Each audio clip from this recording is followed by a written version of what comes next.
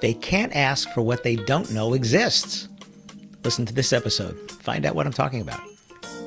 Welcome to another episode of the Wedding Business Solutions Podcast. I'm your host, Alan Berg. I'm a speaker, author, sales trainer, website reviewer, and I help businesses like yours sell more, profit more, and have more fun doing it. Enjoy this episode. Hi, it's Alan Berg. Welcome back to another episode of the Wedding Business Solutions Podcast. People can't ask for things they don't know exist. Now, I know that's a statement of fact, but think about that. Your customers come to you asking for things that they know are possible. Now, maybe occasionally somebody says, hey, I've never heard this, never seen this, but I had this idea. Could you do this? And that would be great, right? Because they're coming to you thinking you're the one that can do that, that can accomplish that.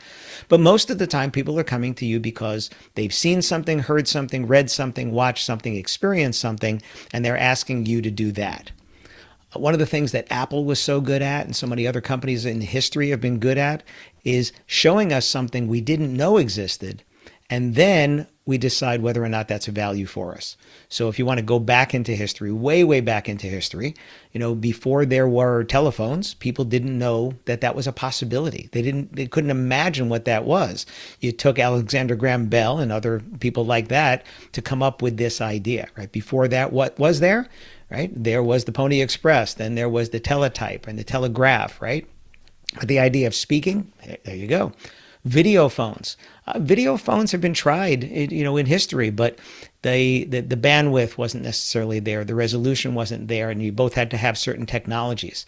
Now we take for granted that we can Zoom or we can Google Meet, right? Skype was more of an innovator on that, and I don't know anybody that Skypes anymore, right? So just having that technology doesn't mean that's going to last forever.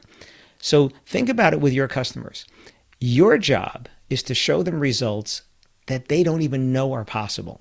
There's a book called The Challenger Sale, and one of my clients had me read this one. And it was interesting because he was having me come for sales training, and he said, I want you to read this book, and I want you to teach my people this. I said, great, what's it about? He goes, I haven't read it, but I heard it was really good. I said, okay, so I'm going to do that. And shout out to Bill Hansen in Florida, Bill Hansen Luxury Catering, right? That's what he had me do before I came in for training there. The idea of the Challenger Sale is to challenge your customers on the results that they're asking for by showing them results they couldn't even imagine, that they didn't ask for because they don't know to ask for it because they don't even know it's possible. If they want those results, they have to get them from you.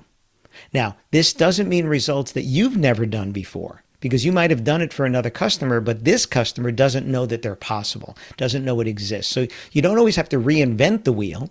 It could be coming up with showing this customer, hey, you're asking for this, but from what you've told me, what about if we did this? And again, it could have been something you've done once before, twice before, 100 times before, but they don't know to ask for it because they don't know it exists, especially when it comes to weddings and events, especially social events, because they've probably never done anything like this before.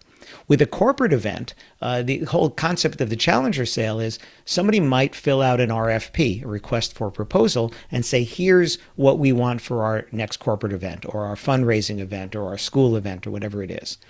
And you might decide not to go back with a proposal because the cheaper price might win. And you don't want to be the cheaper price, you want to be the better results. But they're asking for certain things because this is this bullet point list of this is what we need. These are the things that we want. And a lot of companies can fulfill that. So why you if that's what they want? And what the Challenger Sale says is maybe you go back to that person and you say, hey, thanks. I just want you to know we're not going to be sending a proposal based upon that RFP. But I do have some ideas that I would love to talk to you about. I do have some ideas that you didn't put down on there that I think could make your event even better. And if you'd like to hear them, I'd love to share those with you.